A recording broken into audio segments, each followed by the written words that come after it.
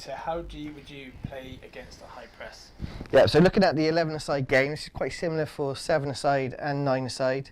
But in 11-a-side game, when we're in a 4-3-3, the red team, we're trying to play out up against a blue team. At the moment, they're in a 4-4-2. And their objective this week is to really press high. Now, this is something that happened last week for our centre from some brilliant research from one of our coaches, Jack, who saw through social media that the opposition were working on high pressing.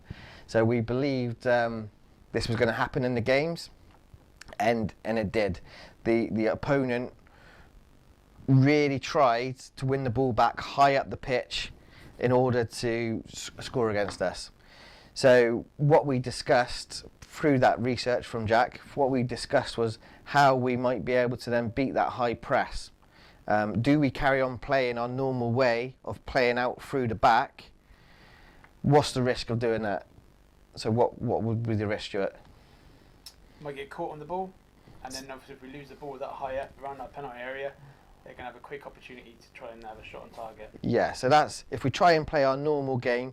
So the very best teams like Chelsea and Man City will try and play their way out and stick to their normal game of passing through the thirds in order to beat that high press. Now, Arsenal did that against Liverpool, and what they found was, I can't remember who, Tavares, I think maybe the left back was, they were trying to play out and he gave the ball away to one of the Liverpool centre forwards who went on and scored. So that's the risk, is if you continue to play that way, it could fail. Now there's a part of us who say in youth development, well, let's persist with how we're doing it in order for our players to find a way and become better at playing out. But there's also a part of youth development where they've got to recognise when the opponent's high press is so good that we have to come up with a different way. Otherwise, it could be foolish to keep playing out and then losing the ball. So what we discussed as coaches was then how we will beat the high press. And we spoke about 4 different things. So there's different ways the opponent might high press us. One way might be if they're really aggressive from the start and they start up really high. So the blue team have pressed up really high in order to win the ball back, so when we do play there, they're going to be on top of us. So in order to avoid that, what's the best option for us? Well, if all 1, 2, 3, 4, 5, 6 have all squeezed up high, and there's going to be gaps between the midfield and the defence. Now this is exaggerated, but they'll probably be pushed up to the halfway line. But there's going to be a gap between the midfield and defence. So the first way, in order to play against the high press, if they're going to be really aggressive from the start, is to play over the top of it. So to cut out those 6 players, and then straight away we're through on goal. Or we're taking out more of their players, and we've moved the ball higher up the pitch. So we can pick out one of the wingers, the centre forward, our attacking mid. So the problem of playing in here is that encourages them then to come and squeeze in. If they're doing that straight away, we play over the top, and then now we've got a 4 against 4 going through onto the goal. So that is if they press really high from the start. What you might find is the better teams, they will drop off, and they will know their distances quite well, that they will drop off in order to encourage that pass out the back. So they will wait for us to then pass, because now that longer pass is being cut out. Now that longer pass is being cut out because they're in good positions to block that pass. But they will wait until we make that short pass, and then they will come and they will be really aggressive with their press after that. So then we have to be prepared for that. We have to inform our players that this is a possibility, and discuss with them what could we do to avoid losing it back here. Because as soon as we make one pass in zone A, if we call this zone A, B, C and D, as soon as we make one pass in zone A and we make another one in zone A, the likelihood is they're going to be on top of us. Yeah, so we have to give permission to the players, because sometimes they will try and persist because they think that's what the coaches want us to do, is to keep playing out from the back. But we have to give permission to the players to then, when you do receive it and they've started pressing high and these gaps now start to appear up here, give permission to play that longer pass. So we've now played, so they've dropped off to encourage us to play short. We now draw them out by playing a short one. So we draw them out. Now there's space to play into, because we know they're going to try and put all their players higher up the pitch. We know there's going to be space further up, higher up the pitch for us. So it's giving permission to our players to either, if the 6 receives it, and then to play long, or for a short one to encourage them to press, set back to the keeper, and then the keeper plays that longer one. Again, missing out those 6 players. Your starting points are going to be to create sort of your traps yourself then. So we talk about defensive traps where you say, well, you're the attack team making the press, but also you're creating a trap in possession at the same time by trying to play them into a certain place to then be able to play a little bit higher. Definitely. So they're setting a trap for us at the moment. They know they want us to play there, and then their trap is to then push up. Now we're in trouble. So that's their trap. Now, our response to that is to encourage them. So we're enticing them into our trap to play in, to encourage us to have that extra bit of space to play there. Now, the best teams like Man City, they play short in order to draw the opponents on, in order to then find the space, to find that penetrating pass into Mahrez or into De Bruyne, and then they're through and out. If, like we said before, if they've all pressed up high and Ederson's got the ball here already, some teams try and do this 1v1 against Man City. So what do they go and do in the goal kick? They, instead of playing short, now they've all pressed up high, they play to that one. Or they'll have Sterling make a run across into the hole, and now he's through. Now we're 2 against 2, 1v1, through onto in the attacking half. So it's recognising the right time to go long, and how you respond to what the opposition are doing. And like I said, giving permission to your players. We're a team that normally plays out through the back and through the thirds up, but give permission that you don't have to. The best pass is the most effective one that takes most of the players out of the game, where we retain possession, but we move the ball closer to the goal we're trying to score in. That's the best and most effective pass, and that should be the decision making of any player who receives the ball every time they get it. Is, can they play to the furthest person forward without forcing it too long? Before he receives, he needs to be side on. He needs to check what his options are, have a look where his nearest striker is, who's going to be closing him down, and where they're approaching from. As soon as they play into there, then can he play forward? Or if he can't do that, if the pressure is so great and it's blocking out that passing lane, can he set back to then play long? So would you have, in your patterns of play, if you build up where you're playing it to the centre back, would you also be working on key movements from your front line to either get them into a 1v1 situation or to get them to find a realistic pocket of space for them to receive the ball? Yeah, to start off with, I asked my attacking centre mid, the number 10, to occupy the space in behind their midfield. I asked the number 9 to stretch the play and go as long as possible, even go and stand offside, although you can't be offside from a goal kick. I asked the 7 and 11, our wingers, to really stretch, go as wide as possible and as long as possible. So now what's happened here? So now you've freed up the space in the middle of the park now. We've created a big amount of space. We've really stretched the opponent to cover a larger part of the pitch. So now we've got, after that we've stretched it first, now we can pop in at the right time. So when the ball does come here, he can now pop into that pocket and get on it. Or if we can see that he's in a lot of space, we'll ask the 11, 9 and 7 to keep stretching it that way. So then when it does go in there, he's got time to turn it, and then these back 4 are going back towards their goal, and you can just keep carrying the ball. Yep, so first is stretch it, make the pitch as big as possible, and then come in with your movement. It might have a case where the centre back is able to get on the ball. The winger drops, and in order to bring the full back with him, and then this centre back then needs to put a little race and chase ball into the corner for our centre forward to run onto, and then we move up the pitch that way. So there's that extra little bit of movement you could do.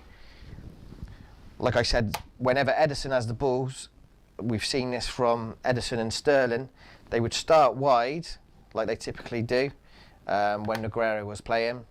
They would start wide, Sterling, and then timing of it to drive in the middle, and now we're into a 2v2 situation. Now this is how our team would set up, or the blue team was set up in order to press high. So the wingers would stay with the fullbacks, the striker would be ready to press when the ball goes out here.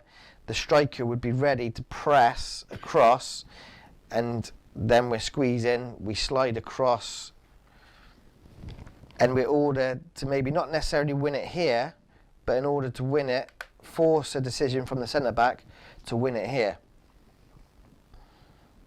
So if the opposition do it really well, when the ball goes out here, we then start to close off. So the blue team will start to close off this half of the pitch, maybe leave this guy spare in order to overload this area and make it really difficult for us to play down this side.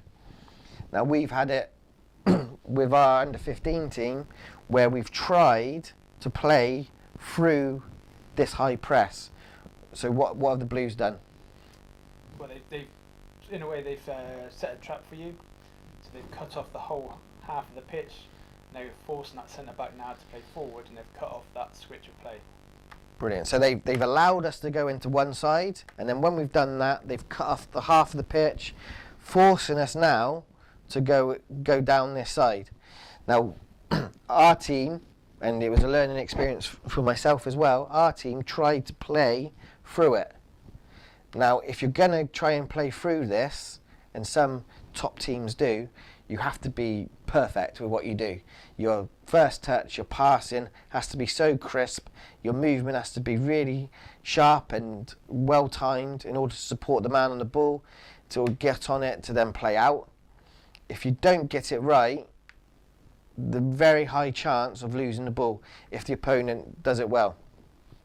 So in order to avoid that situation, if the opponent, the blue team, do it really well to come across, and the centre back receives, now this is the decision making of the centre back.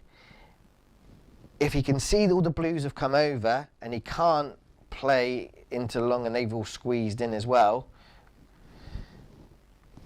can he very quickly play back into the keeper to then switch out the other side? So we know the opponent is going to press high and come across and compact this one side. So in order to avoid that high press, we quickly switch out the other side where there be more space in order to play. This is where, for the blue team, if they are the high pressing team, it's important about the approach from the striker in order to cut off that pass back to the keeper to stop that switch. But also for the far-sided winger, not to stand wide, but to come across. Again, we see Man City doing this. Their front three, they come across Liverpool's front three. They come across and compact that one side. Instead of staying wide and then allowing an easy pass out, he comes over and makes it difficult for that switch.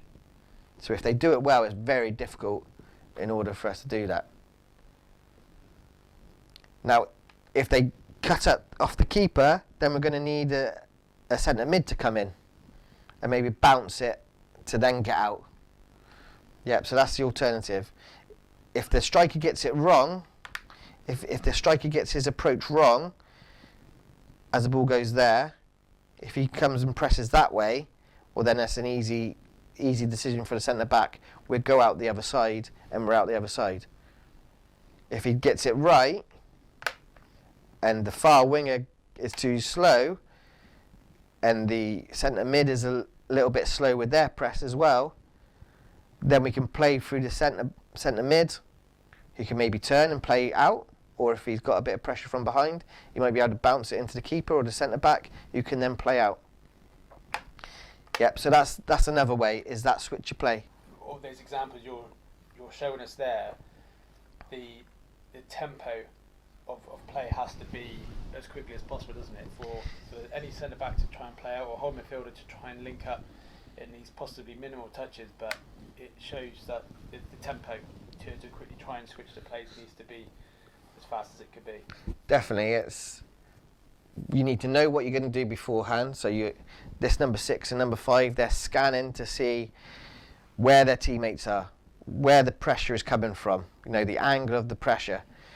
Have an idea and a picture in your mind what you're going to do with it before you receive it.